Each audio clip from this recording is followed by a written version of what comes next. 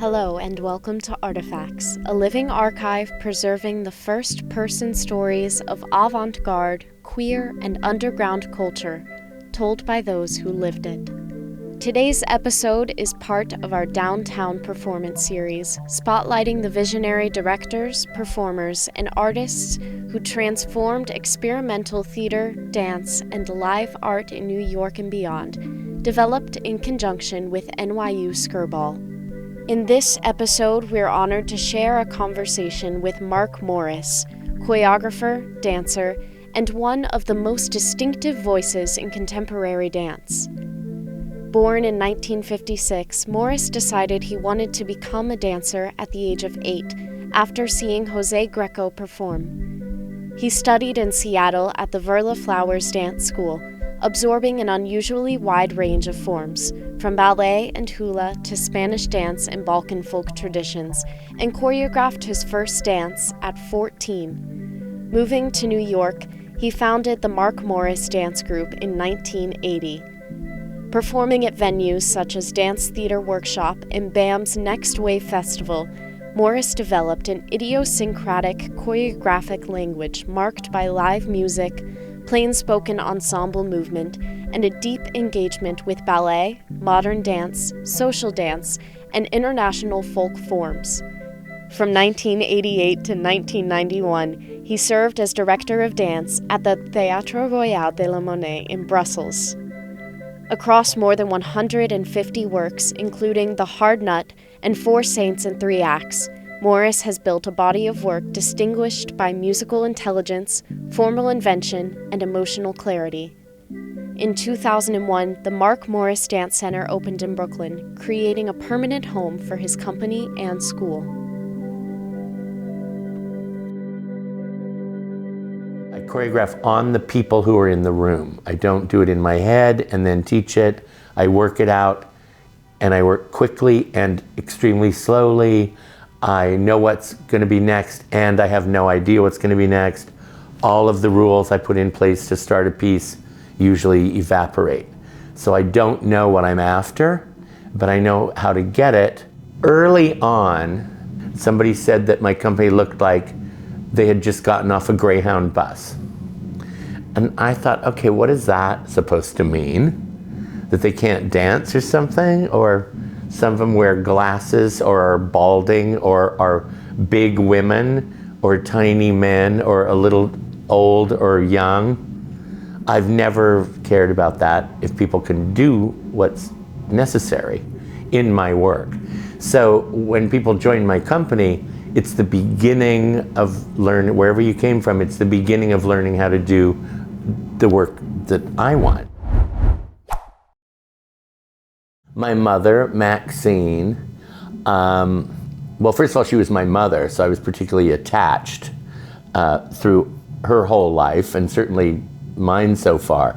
Maxine took me to a performance when I was, I think, probably 7 or 8, of Jose Greco's company, Jose Greco and Nana Lorca, fabulous, fabulous artists who were around forever. S. Hurock Presents presented them.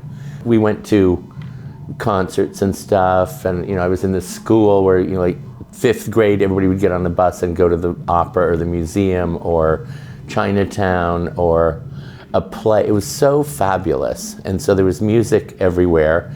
My house was music everywhere, and my father, through the year, but in the summer it was his exclusive job, was working selling pianos and organs in a piano store. So I learned how to read music.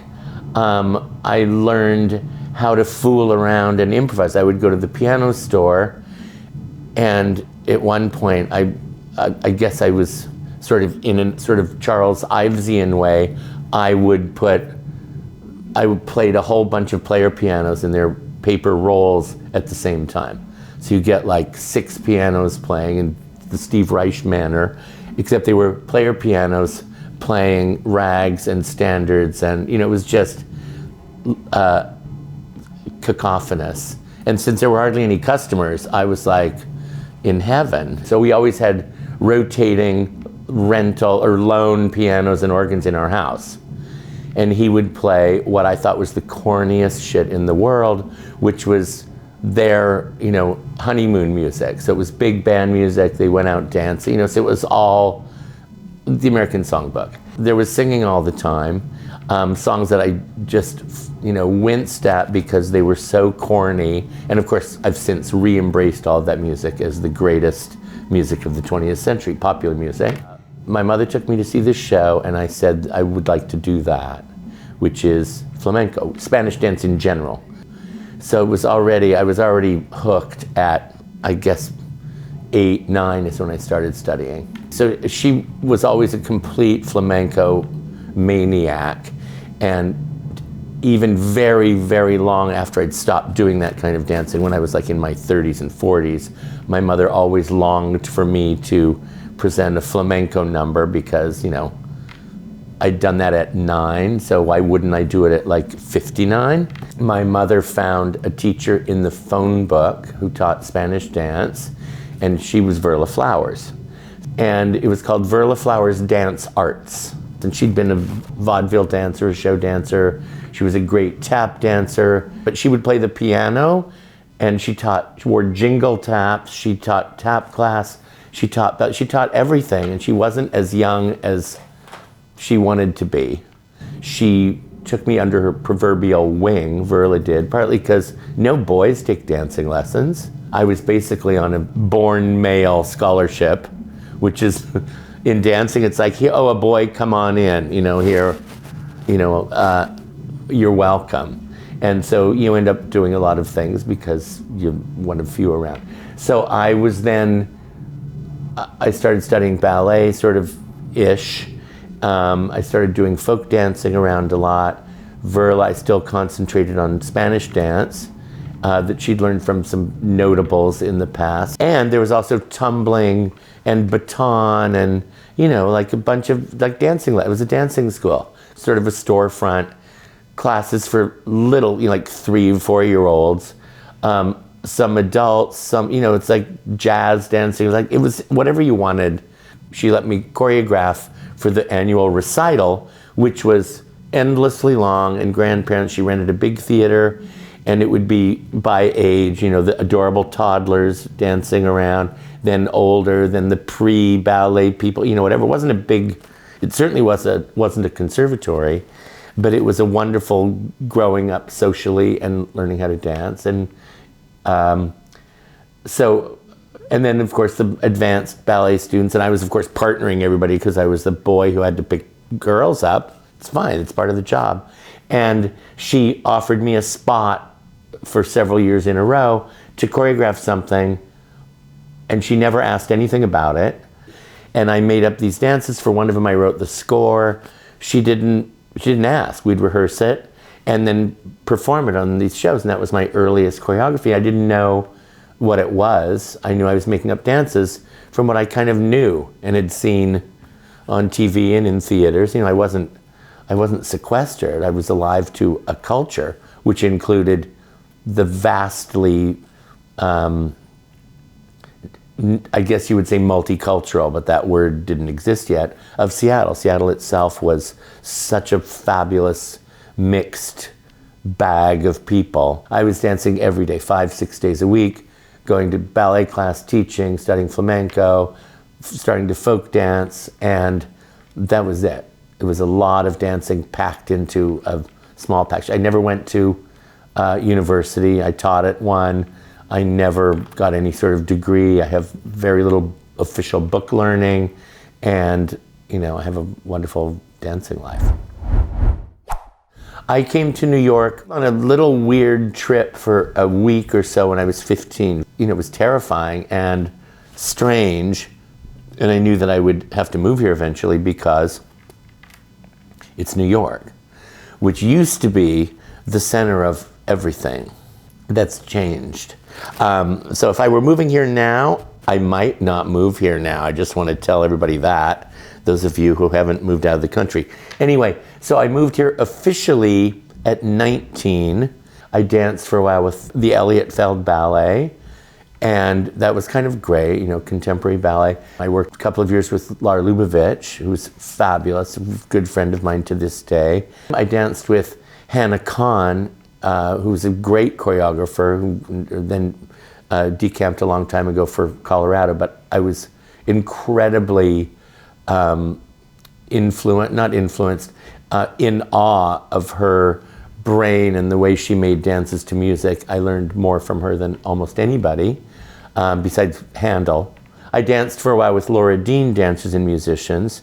It was very much to me like my many years already as a late teenager. Well, by then I was in my 20s when I worked with Laura. But the shows that I was watching, because I think this is interesting, the ones that blew my mind, as one would say, when I saw Meredith Monk's Quarry, probably 3 or 4 times. All of these people are friends or at least acquaintances, the ones who are still around. And I saw, for the first time, Lucinda Child's work, which continues to be my favorite work. I think Lucinda is a genius. I love everything she's ever done. I was watching Merce Cunningham because I had to, as sort of cod liver oil. As an artist, it's like an important modern artist with all caps. It's like, okay, I was so bored. So when I was studying, the ballet class I took was dancers from Paul Taylor, from Trisha Brown, from every company, and ABT, and it was all great. So we all got along. If that was the dance boom of the 70s and 80s, maybe, I don't know, I didn't hear it. I don't know if there was one. It just also means there was a lot of bad shit as well. More dancing, more watching, I don't know.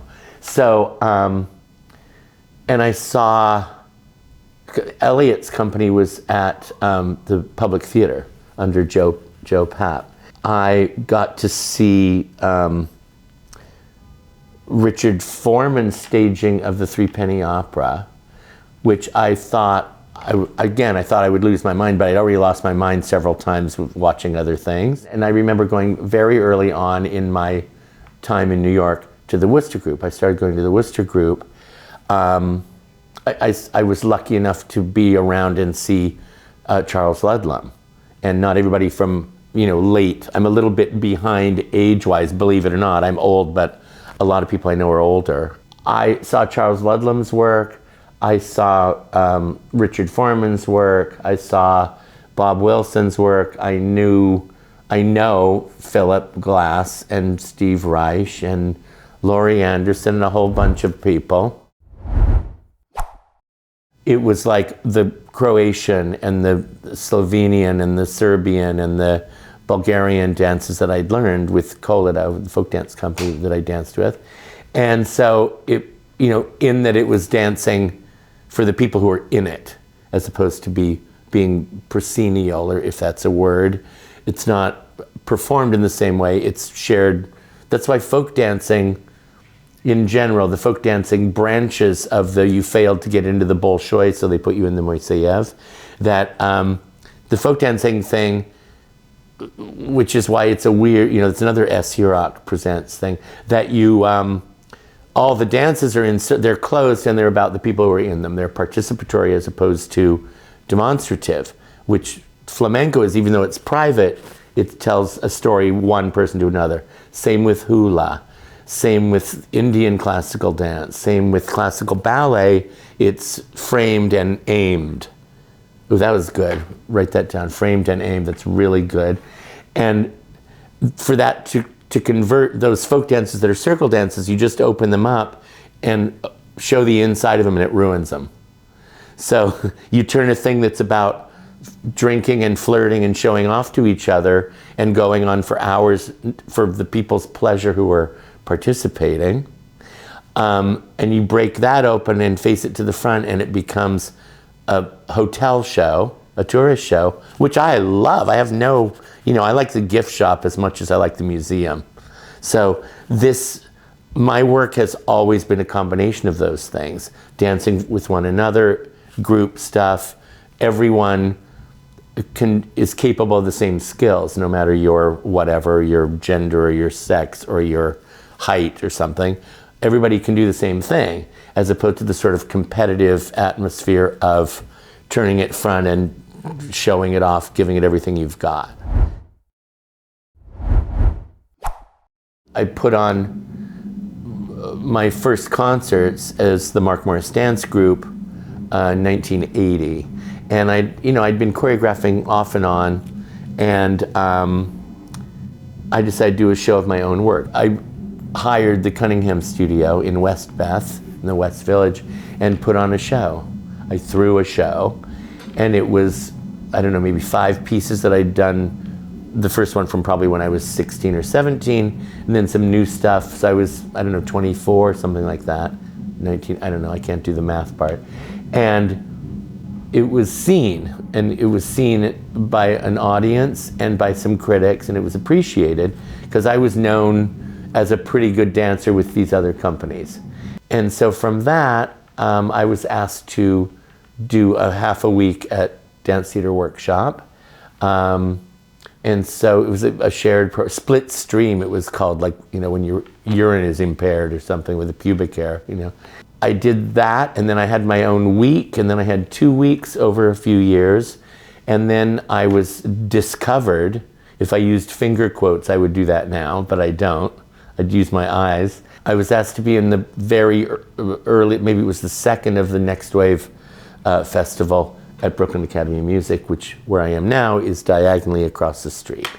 And so, I don't know, the rest is herstory. I did that, and several seasons at Dance Theater Workshop, then here, then into the Opera House, then to Brussels for 3.5 years. Don't go that far yet. I just did. That's the end of my story, of my where I go. You ruined it by interrupting me. Can you do that in post-production? I studied with a woman named Marjorie Mussman, who taught me in Seattle with a group called the First Chamber Dance Company. And then when I moved to New York, I studied with her. She taught at the job. She taught everywhere. She was great, and her particular pedagogy, her particular approach of classical ballet is the one that I teach. A real sort of purity and non-injurious, biomechanically, musical, wonderful. So it's a legacy, a history of a particular kind of placement and a kind of musicality and a kind of dancing that I developed and absorbed and furthered. So then Dance Theater Workshop was, of course, then David White, who was fabulous. Jerome Robbins noticed my work early on. Arlene Croce, the great dance critic genius, also recognized me. I didn't expect that. I had a great deal of support from musicians because I work only with live music now, but every kind of music I can. Harvey Lichtenstein, Joe Melillo at Brooklyn Academy of Music. I don't know, I've been very lucky, but I'm also very good.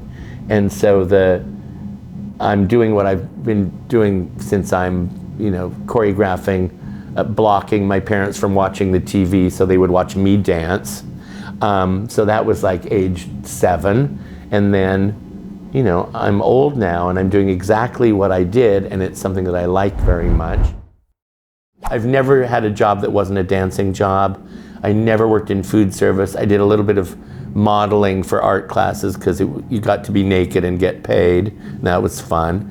But really, I have no other skills. And so every company I danced with, particularly probably poor Eliot Feld, because when he was choreographing, I was dancing on the sidelines of the studio, which is a horrible distraction. If anybody does it in my rehearsals, I go crazy. Same thing with Lar. There's a lot of information exchange, not necessarily improvising, but the feedback that you get from watching a dancer. And so I was making shit up on the side all the time. Sorry, everybody, but that's when I learned what I was doing, and I was learning from them, from how they choreographed. Lar famously said to me at one point, "You're not thinking of starting a company, are you?" And I wasn't. He was saying, "It's a hard thing to do, are you sure?" And I said, I had no plan for that, except of course then I did, because those were the people who could do the work. And up until recently, all of my dancers, just because things have changed, but all of my dancers were my peers at first, same sort of background or whatever. They were all different, but they were around my age. And then having a company, I'm now 2 generations beyond the dancers, and so it's a different relationship physically, kinesthetically. So I wanted to see my dances because I've seen a whole bunch of other dances and had been in them, and why should I not? So I have a company so that I can watch dances that I love, and I make them up. If I were satisfied by everything else I see and hear, I wouldn't have to do this. Or, as people assume, when I hear music and visualize a dance, I don't do that at all. My mother had dances in her dreams. She danced in her dreams and flew, and I never flew or danced in any of my dreams unless I was, having a nightmare of missing an entrance in a show I was in. I wanted to see the dances that I wanted to see, and I was a feminist and a homosexual and diverse, as people say, and the entire reason that I choreograph is the reason that that music exists. I choreograph to music, or I'm not interested in any way. Like many musicians, serious dancers, you train every day. You don't get out of the conservatory and you're finished with your training. That's the beginning of it. I will say that I choreograph from whatever I want, and I have a whole big, vast background and history of watching and listening and learning all over the world. I've been traveling, my whole adult life, and I love music from everywhere, therefore I love dancing from everywhere. And so my dancers have to be extremely versatile. Everybody has to be able to do, there's a common denominator that's very high of capacity, virtuosity, intelligence, musicality. Maturity is a nice thing that happens sometimes, and openness and an imagination. I like to work with adults. I love children. They're fabulous. They're more interesting. Little kids and really old people I like, and dancers are somewhere in the middle of that. And if you dance well when you're young, you should be able to dance pretty well when you're older. You don't magically become a great over-the-hill performer. You have to be a wannabe first, then you do this job, and then you're a has-been. So you want to make the time between those two periods as long as you can, and as productive and fruitful and open as you can. I'm very specific, I'm very meticulous, I'm very strict, and I'm also very open to what happens. And so I have ideas, we do them in the studio. Class is for training, rehearsal is for exploring and learning and being available to do anything physically. The company has been going for 45 years, and I plan to continue for a while, but the fundamental aspect of my dances is music.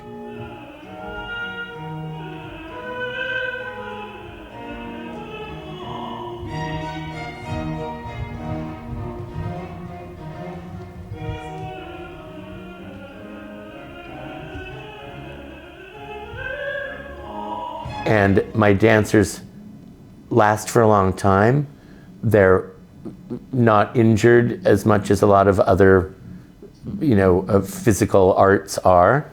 And I have a very big repertory of pieces. I work only with live music and live dancers and a live audience. If the word is old-fashioned or classical, I prefer classical, that's how I think.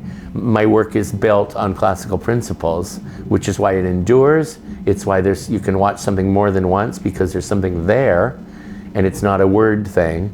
It's a music thing and a dance thing, and you have to experience it in the real sense of that word. So I'm not out to teach anybody a lesson, political, artistic, intellectual, in any way. That's not what I do. But first of all, please note that there are very, very few full-time dance companies. There are a couple in the ballet industry, a couple of mega companies, And then there's a bunch of choreographers and a bunch of dancers who try to match up when they can. Almost all companies in the United States now, at least in New York, in my experience, are mostly gig work now. None of the arts are necessary. You know, you don't need them. It's nice to have them, to have something to do.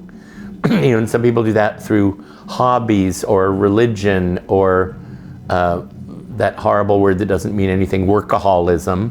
So we're providing entertainment and pleasure and food for thought and a way of experiencing things that you didn't know you had or had not experienced by watching and listening.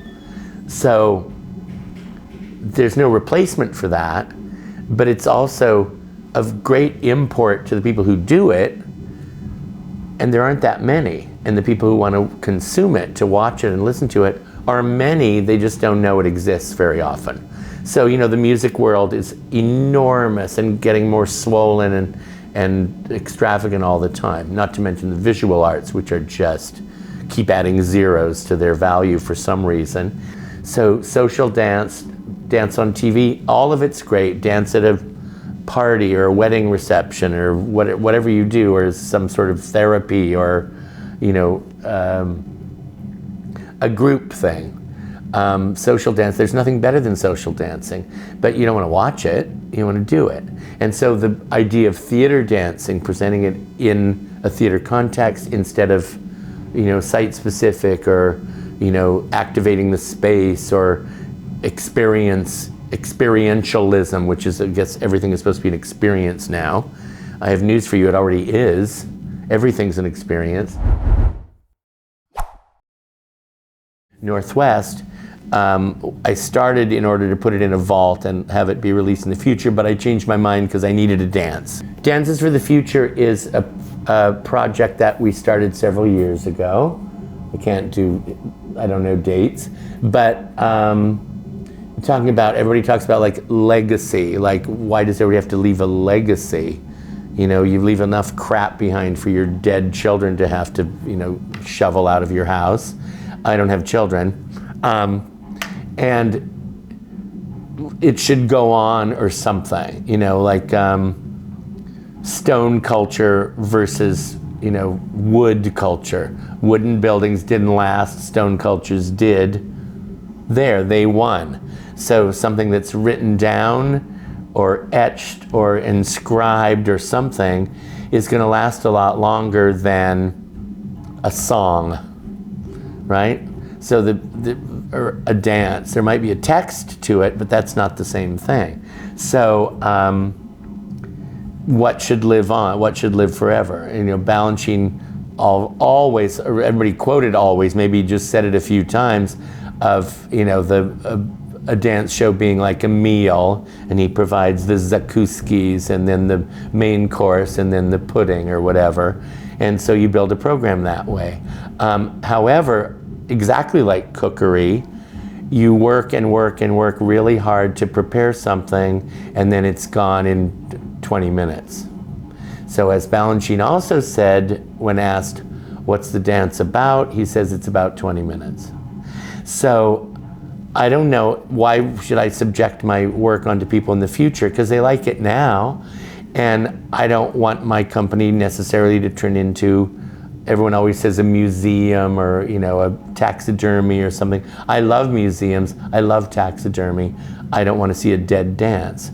I don't want to see, as much as I liked it once, the Zeffirelli La Boheme at the Metropolitan Opera. There's nothing there for me, except maybe a new singer coming in. So this wonderful, and at this time young, Scottish brilliant artist, conceptual earth artist, Katie Patterson, started the Library of the Future.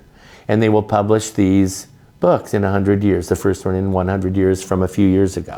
And Nancy Umanoff suggested that we do something of that kind, to make up a dance and not show it to anybody, finish it, you know, choreograph it, learn it, notate it, design it, record all the rehearsals in some way, and then when dancers leave the company, they teach that part to somebody else. So it's all been recorded. And so I've done that with several dances. I'm a little bit behind, but I choreograph all the time. So there will be a stack of those which will be released posthumously, or when the company, so they don't just have to do like Paul Taylor's Esplanade, or Alvin Ailey's Revelations, or Martha Graham's, I don't know, Clytemnestra or something. These great, great dances that are what people expect. But what if there was like one that no one had ever seen? I can't guarantee that it's going to be good, because I never do and I never will, and I don't promise that. But there'll be work to look forward to. That's it. That's what that's about. And